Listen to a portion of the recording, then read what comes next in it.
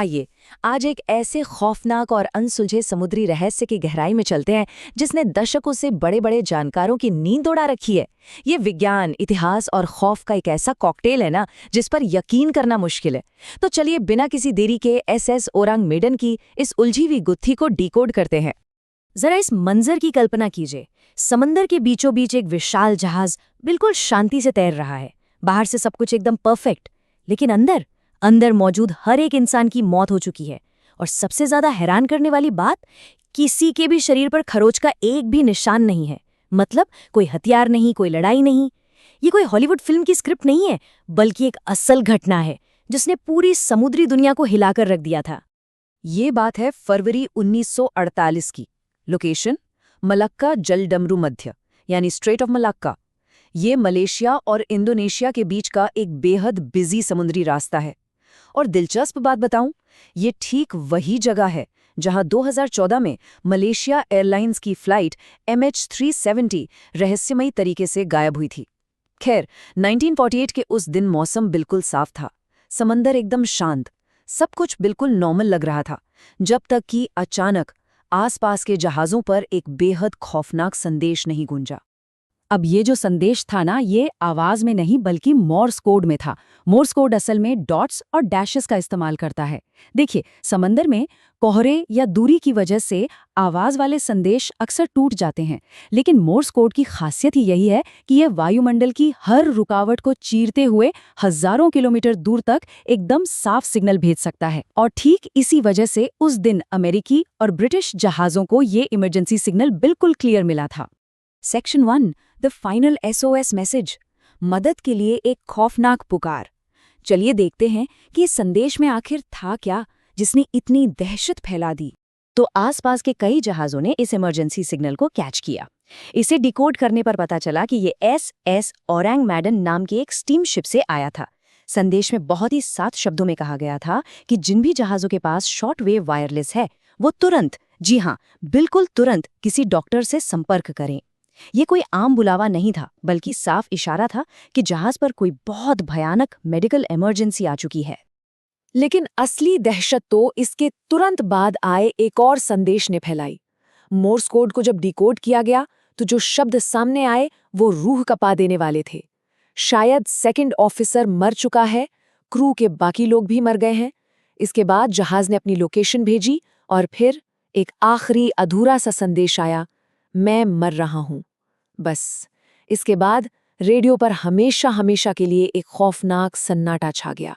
Section 2, एक भयानक दृश्य, सिल्वर स्टार की इन्वेस्टिगेशन। यहाँ से ये कहानी एक बहुत ही दिलचस्प मोड़ लेती है। इस सन्नाटे को तोड़ने के लिए सिल्वर स्टार नाम का एक अमेरिकन मर्चेंट जहाज उस लोकेशन पे पहुंचता है। दूरबीन से देखने पर जहाज बिल्कुल सही सलामत पानी पर तैरता दिखा। बाहर से कोई डैमेज नहीं, कोई रिसाव नहीं, लेकिन अंदर का नजारा एकदम उलट था। इतने बड़े स्टीम इंजन की चिमनी से बिल्कुल धुआं नहीं निकल रहा था। डेक पर कोई हलचल नहीं, लाउडस्पीकर से पुकारने पर भी सिर्फ समंदर की लहरों की आवाज वापस आई और कुछ नहीं। जब सिल्वर स्टार की रेस्क्यू टीम ने जहाज पर कदम रखा तो वहां का माहौल, सच कहूं तो बेहद डरावना था। डेक पर हर तरफ लाशें ही लाशें। कैप्टन अपनी जगह पर और बाकी ऑफिसर्स ब्रिज पर मृत पड़े थे। लेकिन मौत का तरीका वो नॉर्मल नहीं था। हर एक चेहरे पर खौफ जमा हुआ था। आंखें और मुंह दहशत से पूरे खुले थे। शरीर पत्थर की तरह अकड़े हुए और हाथ आगे की तरफ ऐसे फैले थे जैसे वो किसी अदृश्य खतरे से खुद को बचा रहे हों। यहाँ तक कि जहाज का कुत्ता भी दांत निकाले हुए उसी खौफनाक हालत में मरा मिला। और सबसे अजीब बात बताऊं, किसी के भी शरीर पर एक छोटी सी खरोच तक नहीं थी। मौत कितनी अचानक आई होगी इसका अंदाजा इसी बात से लग जाता है कि जब टीम रेडियो रूम में पहुंची तो रेडियो ऑपरेटर की लाश उसी कुर्सी पर थी। उसकी उंगलियां मोर्स कोड की मशीन पर बिल्कुल उसी पोजीशन में जमी हुई थीं जब उसने वो आखिरी शब्द मैं मर रहा हूं टाइप किए थे। मतलब जो कुछ भी हुआ, उसने पलक झपकने का भी मौका नहीं दिया। सेक्शन 3, अचानक गायब होना। कार्गो होल्ड नंबर 4 में आग। अब टीम सबूत जुटाने ही वाली थी कि सब कुछ राख हो गया। हुआ ये कि सिल्वर स्टार की टीम ने तय किया कि इस जहाज को रस्सियों से बांधकर नजदीकी बंदरगाह तक ले जाया जाए। पर जैसे ही उन्होंने टो रस्सियां बांधी, अचानक जहाज के निचले हिस्से यानी कार्गो होल्ड नंबर 4 से धुआं उठने लगा। देखते ही देखते आग इतनी बेकाबू हो गई कि रेस्क्यू टीम को अपनी जान बचाकर वहां से भागना पड़ा। वो अपने जहाज पर बमुश्किल वापस पहुंचे ही थे कि बूम! औरंग मेडन में एक भयंकर धमाका हुआ। जहाज के परखच्चे उड़ गए और वो अपने सारे खौफनाक राज लेकर समंदर की गहराइयों में हमेशा के लिए दफन हो गया। सेक्शन 4, साजिश का पर्दाफाश। भूतों का जहाज या कवर अप, क्योंकि असली उलझन तो इसके डूबने के बाद शुरू होती है। अब देखिए, जब जांच शुरू हुई तो एक बहुत ही चौंकाने वाला सच सामने आया। दुनिया भर के जहाज़ों का रिकॉर्ड रखने वाले लॉयड्स शिपिंग रजिस्टर में एसएस ओरंग मेडन के नाम की कोई एंट्री ही नहीं थी। इसीलिए कई लोगों ने इसे सिर्फ एक मनगढ़ंत कहानी कहकर खारिज कर दिया। लेकिन 1954 के डच क्रू के इंटरव्यू और बाद में सामने आए खुफिया सीआईए के दस्तावेज कुछ और ही कहानी बयां करते हैं। वे इस जहाज के वजूद की पक्की गवाही देते हैं। जरा इस टाइमलाइन पर गौर कीजिए। 1948 में ये खौफनाक घटना हुई। फिर 1954 में डच अखबारों ने उन लोगों के इंटरव्यू छापे जिन्होंने पहले इस जहाज पर काम किया था। उन्होंने बताया कि ये जहाज गैरकानूनी स्मगलिंग करता था, इसीलिए इसे कभी रजिस्टर नहीं किया गया। फिर 1958 में सीआईए को एक बहुत ही डिटेल लेटर मिला जिसमें इस रहस्य को सुलझाने का दावा था। और हैरानी की बात देखिए, सीआईए ने इस फाइल को पूरे 45 सालों तक दुनिया से छुपाकर रखा और जाकर 2003 में इसे डीक्लासिफाई किया। सोचने वाली बात है ना? सेक्शन 5, डेडली कार्गो थ्योरीज, असंभव का विश्लेषण। आइए अब जरा विज्ञान की रोशनी में इस रहस्य को सुलझाने की कोशिश करते हैं। तो सबसे अहम बात यह है कि आखिर वो क्या चीज थी जिसने बिना खरोच लाए सबको मार डाला। सबसे सॉलिड थ्योरी है केमिकल स्मगलिंग। देखिए, दूसरा विश्व युद्ध बस खत्म ही हुआ था। माना जाता है कि ये जहाज चुपचाप पोटेशियम साइनाइड जैसे बेहद खतरनाक केमिकल ले जा रहा था। थ्योरी ये है कि जब समंदर का खारा पानी किसी तरह कार्गो होल्ड में घुसा और इस साइनाइड से मिला तो एक भयानक जहरीली गैस बनी। ये गैस सीधा फेफड़ों पर अटैक करती है, जिससे चंद सेकंड्स में ही दम घुट जाता है। ये थ्योरी बिल्कुल सटीक तरह से समझाती है कि क्यों किसी के शरीर पर चोट नहीं थी और क्यों सभी के चेहरे पर इतना खौफ था। लेकिन रुकिए, साइनाइड आग और उस भयंकर धमाके को एक्सप्लेन नहीं कर सकता।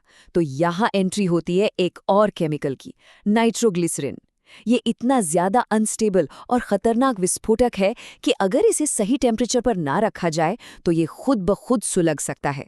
जब सिल्वर स्टार की टीम ने जहाज को खींचने की कोशिश की तो शायद उसी हलचल और झटके की वजह से ये केमिकल ट्रिगर हो गया और वो विनाशकारी धमाका हुआ। अब आते हैं एक और थ्योरी पर जो इतिहास के पन्नों से थोड़ी डार्क है, यूनिट 731। ये जापानी सेना की वो कुख्यात यूनिट थी जो इंसानों पर बेहद खौफनाक बायोलॉजिकल एक्सपेरिमेंट्स करती थी। कुछ लोगों का मानना है कि युद्ध के बाद अमेरिका इन गुप्त जापानी जैविक हथियारों को चुपचाप स्मगल कर रहा था। क्योंकि ये सब टॉप सीक्रेट और गैरकानूनी था, इसीलिए जहाज का कोई रिकॉर्ड नहीं था। और हाँ, सीआईए का इस फाइल को 45 सालों तक दबा कर रखना, ये बात इस थ्योरी पर यकीन करने वालों को और भी पुख्ता सबूत देती है। इन सारी थ्योरीज और सबूतों को अगर हम आमने सामने रखकर देखें तो तस्वीर काफी साफ हो जाती है। अगर हम सुपरनैचुरल एंगल को साइड कर दें तो केमिकल स्मगलिंग वाली थ्योरी सबसे ज्यादा फिट बैठती है। पोटेशियम साइनाइड और नाइट्रोग्लिसरीन का कॉम्बिनेशन बिना घाव वाली मौतों और आखिर में हुए उस महाधमाके, दोनों का एकदम परफेक्ट साइंटिफिक जवाब देता है। तो आखिर में ये सवाल तो जहन में आता ही है, क्या मलक का जल डमरू मध्य महज एक दर्दनाक केमिकल एक्सीडेंट को छुपा रहा है, या फिर ये युद्ध के बाद किए गए किसी काले अपराध का बहुत बड़ा कवर अप है, या फिर कुछ ऐसा है जो आज भी हमारी समझ से बहुत परे है। सच जो भी हो, वो आज भी समंदर की अथाह गहराइयों में खामोश है। इस दिलचस्प और रहस्यमयी सफर में शामिल होने के लिए बहुत बहुत शुक्रिया। ऐसी ही और हैरान कर देने वाली जानकारियों के लिए हमारे साथ बने रहिएगा।